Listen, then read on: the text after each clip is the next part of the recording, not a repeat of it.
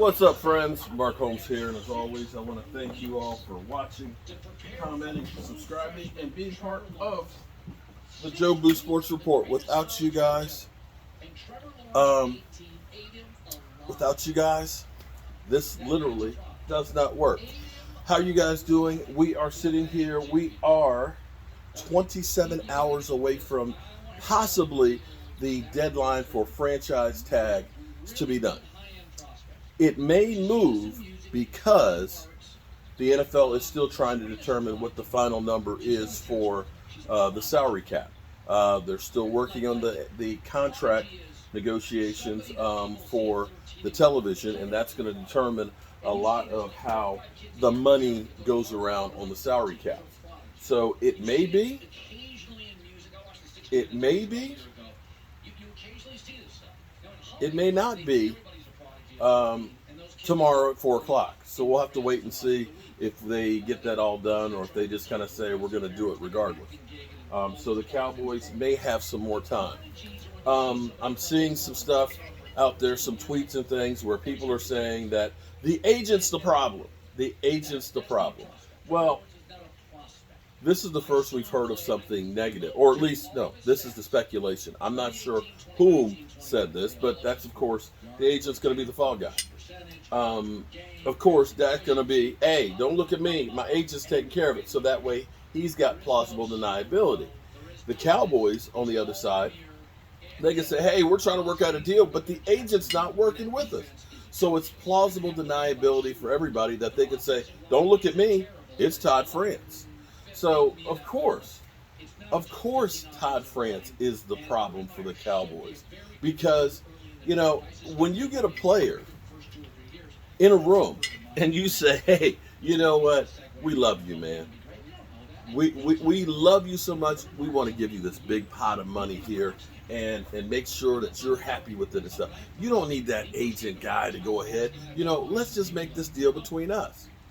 Because the Cowboys, well, Jerry Jones has been doing this since 1989. And Jerry Jones didn't become a billionaire and have the most valuable franchise by making bad deals for himself. He understands the game. The player, who in most cases have been the guy that have always been taken care of. Other people are taking care of the business end and everything else, the money situation. They're a babe in the woods. They don't know what's going on as far as it is. You know, you just say, hey, we're going to make you the highest paid. Well, you could say you're the highest paid and say, we're going to pay you $1 billion, but we're only going to guarantee $1 million of it. You're the highest paid, but we only guaranteed $1 million of it. So, you know, is that a good deal? Hey, you got $1 billion deal, but in the end, you only really got $1 million. So, Todd France didn't become one of the biggest sports agents because he was doing dumb deals that were team friendly.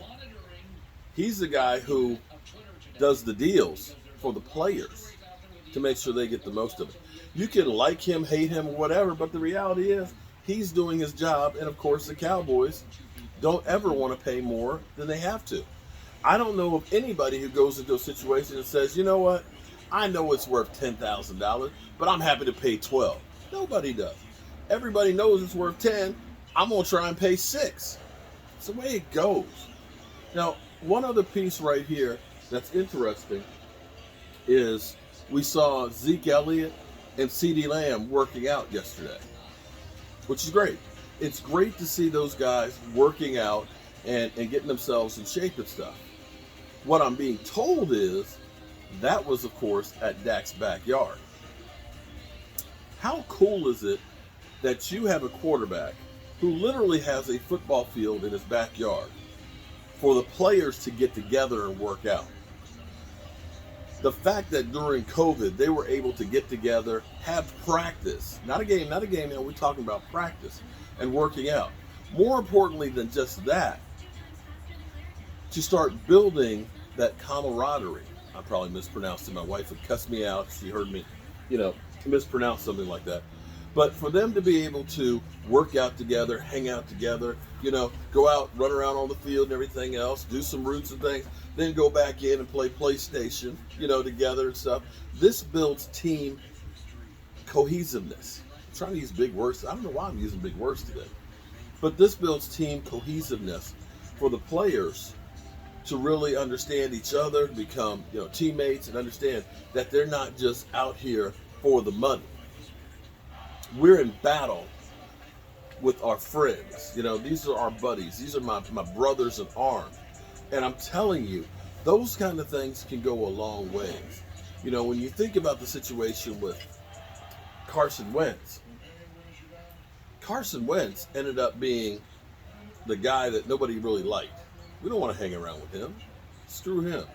And it becomes where it's just the job. Right now, I dare say that the Cowboys have that feeling like when you're a high school player, where you're doing it for the love of the sports, not as a business. And as long as you can have that feeling that this is what we're fighting for, I'm telling you, you'll end up being a much better team than a bunch of guys that don't know each other, don't give a rat's ass about each other or anything like that. I'm telling you, having Dak Prescott is a good thing. But we're sitting here, we're waiting, see what's going to happen. Cowboys, it's on you. And again, we'll have to see what we're going to see. I'm still hopeful that they get a deal done because we haven't heard a lot of stuff from Stephen Jones or Jerry Jones about the negotiations going wrong.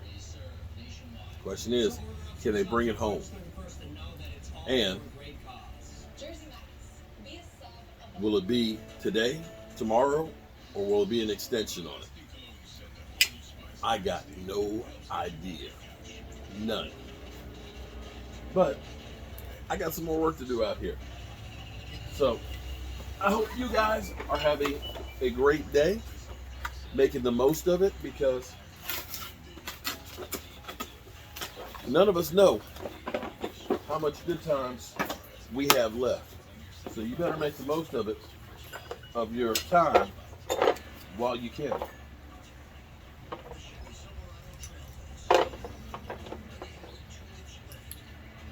And that's what I'm going to do.